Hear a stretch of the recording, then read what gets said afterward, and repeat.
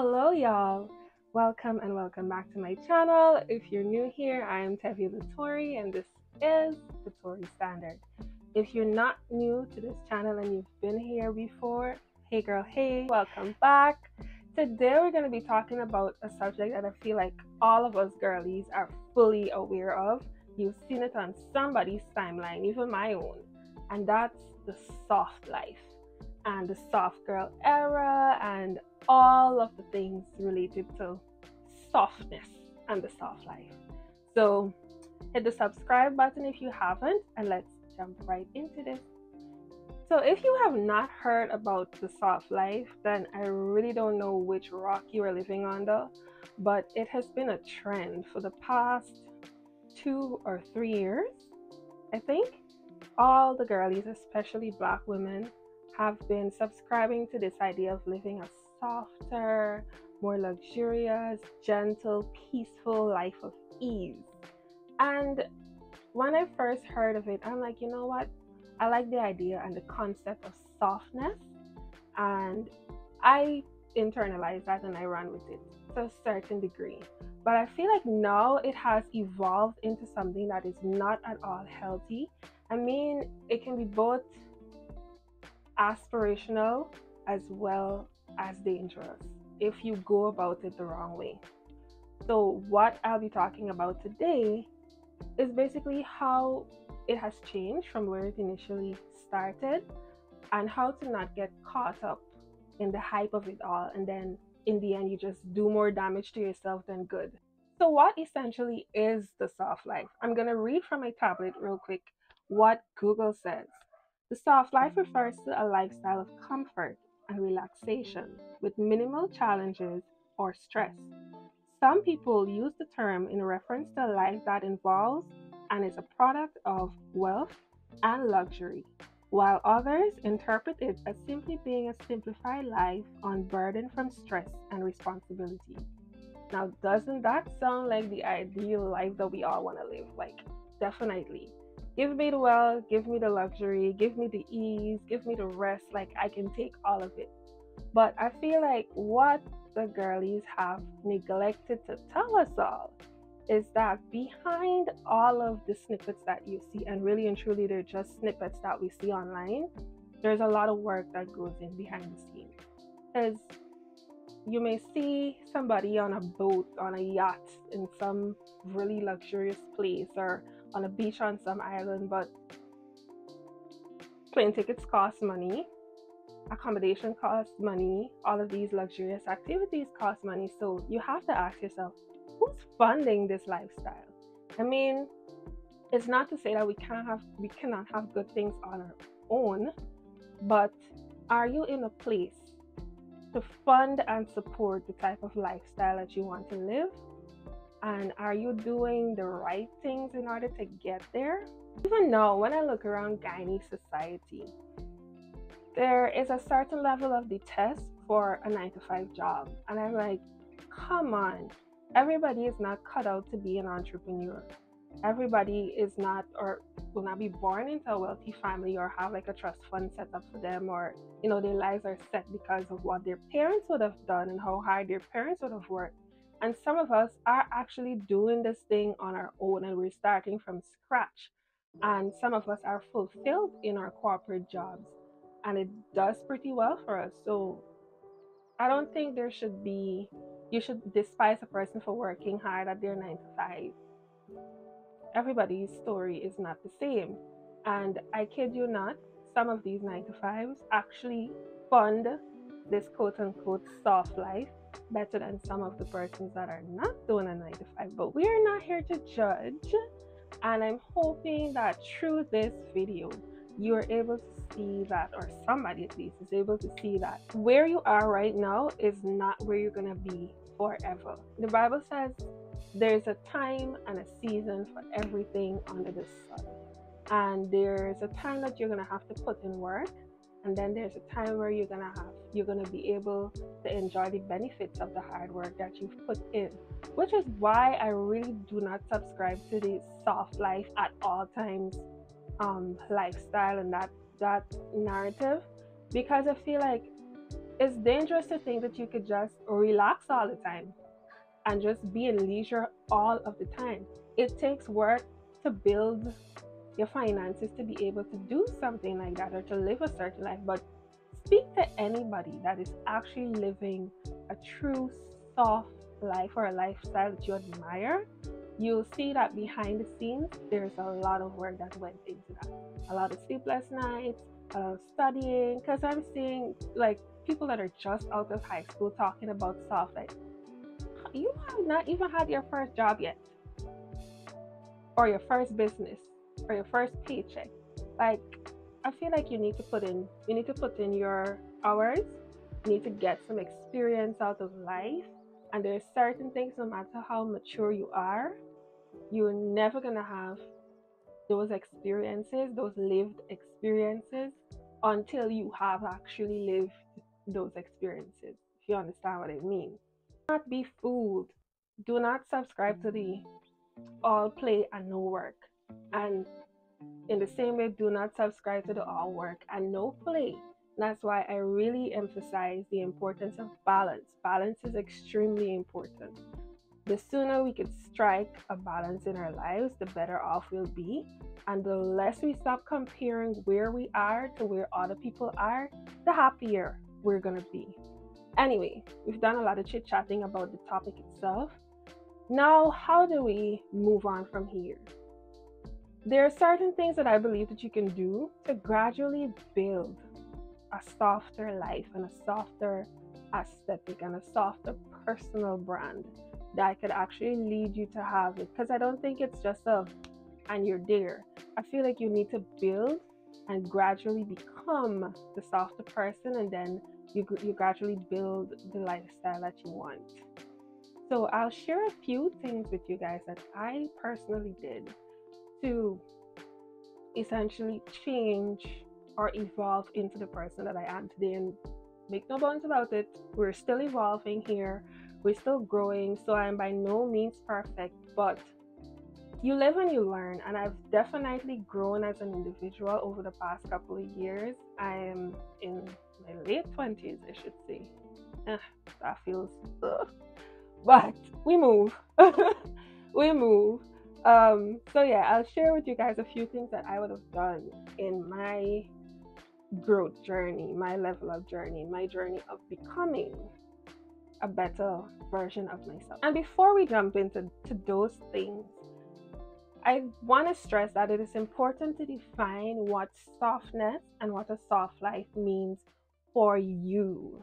Have your own individual definition of what it is, and then you're going to be better able to tailor your habits and stuff to really achieve that soft life for yourself.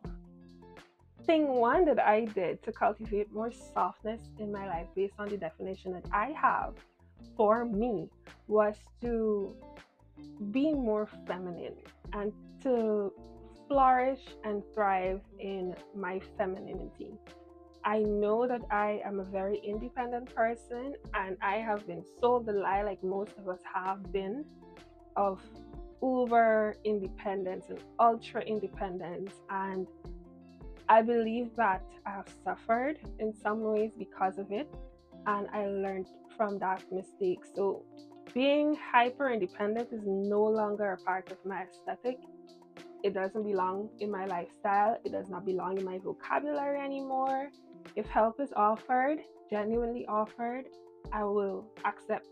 Like, I know I can be a lady, but I know that there's this side of me that does not, I don't like to ask people for things. I want to know that I can take care of myself and I can do everything that I need for myself. And while there is good to that, it can also be dangerous if it is pushed too far. And like everything else, old people say too much of one thing is good for nothing. If you know, you know. But yeah, it's true. It rings true. I find in every aspect of life, if you overdo it, then it's no longer good. It becomes a bad thing. So that was one thing that I had to do. Another thing that I did was try to culture my speech a bit more. And now that I work in the sphere of diplomacy, it's a daily practice for me because now I have to read, I have to write, and I have to speak a lot.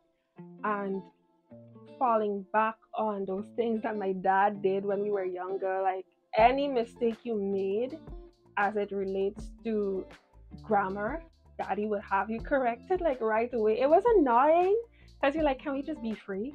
But it helped to cultivate a certain level of speech and the way we communicate, and I'm grateful for it. No, those things, when I moved away from home, I got a little loose and I was like, okay, you know what? I don't need to be this stringent in terms of speech.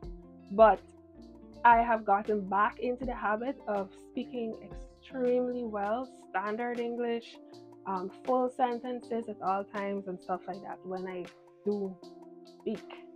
So that's another thing that I did. Thing three was to let beauty in. Now, mom, growing up with my mom, we've always learned to keep our environs very, very pristinely clean and tidy. She's that type of woman, so like you should never have a dirty house. Or the only time we would see our house, our home in disarray, it's Christmas, around Christmas when we're changing curtains. When we were changing curtains, that's the only time you would see my mom's house in disarray. Everything is in angles, and we've well, we're all, when you hear me say we, I'm referring to my sisters and I, because it's three girls they had, so we would always, always, always have to maintain the standard of the home. So that's one thing that I also cultivated and I'm not letting go.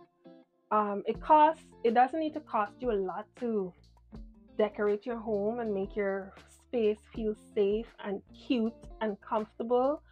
Incorporate your favorite colors and your favorite color palettes into your home scheme. It doesn't cost a lot to make sure that when you dress, all of the wrinkles are out of your clothing. Come on, like an iron or a steamer doesn't cost $100,000. We can get those. And it's very easy to make your immediate surroundings or any surrounding that you inhabit, make it cute. Let it be a reflection of who you are as a person. So neatness, make sure it's tidy, and it has some personality. Any space that I inhabit, you'll see my personality in something. I like blush pink is my favorite color. You're gonna see that throughout my home.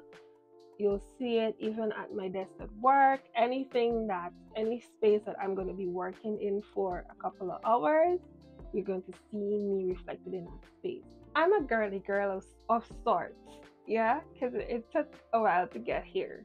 But roses and flowers and anything girly, I surround myself with. Even if it's not given to me, I try as much as possible to give it to myself. So places I go to, I make sure that the surroundings are easy and soft and comforting and inviting for me. Thing four, I think we're at thing four, right? I do not go to places, I do not associate myself with people, and I do not surround myself with things that bring out the survival in me, but rather things, places, and people that bring out the softness in me. Play that back when you get some time.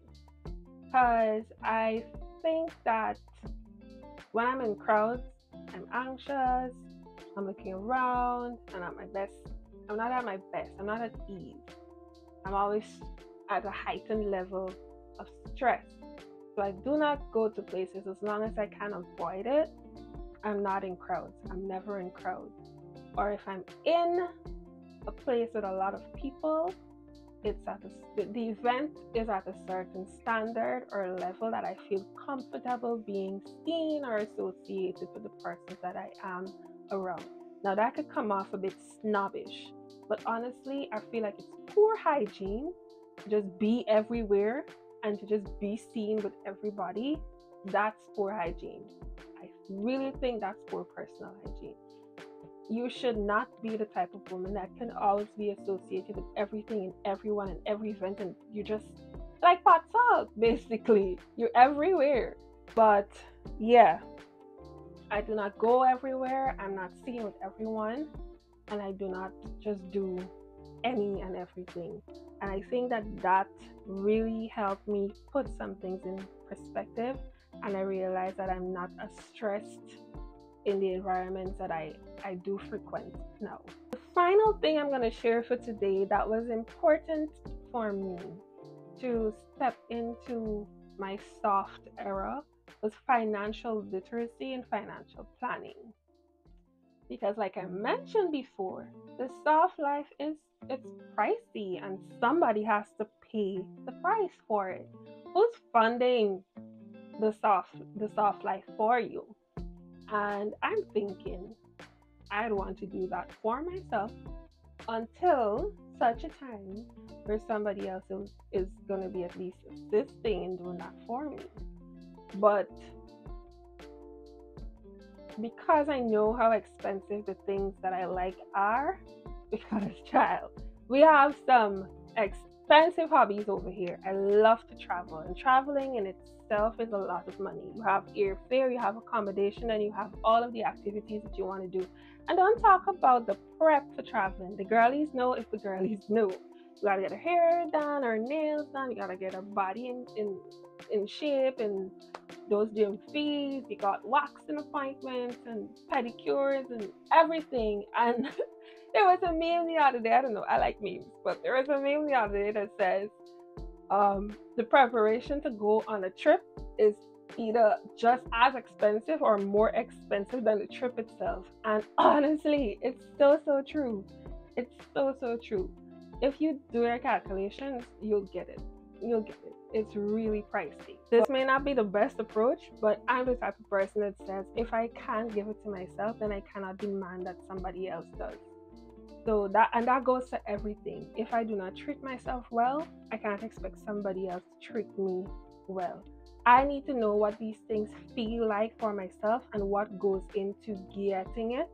So, and I think it helps you to be more grateful and not a snob when somebody offers you things. You be like, oh, you should have done that anyway. Like, you understand what goes into getting certain things and having certain experiences. So if somebody offers it or somebody does that for you, you're gracious and you show gratitude because you're a classy lady and you understand that that person did not have to, but they did, and you know what goes into it. Yeah.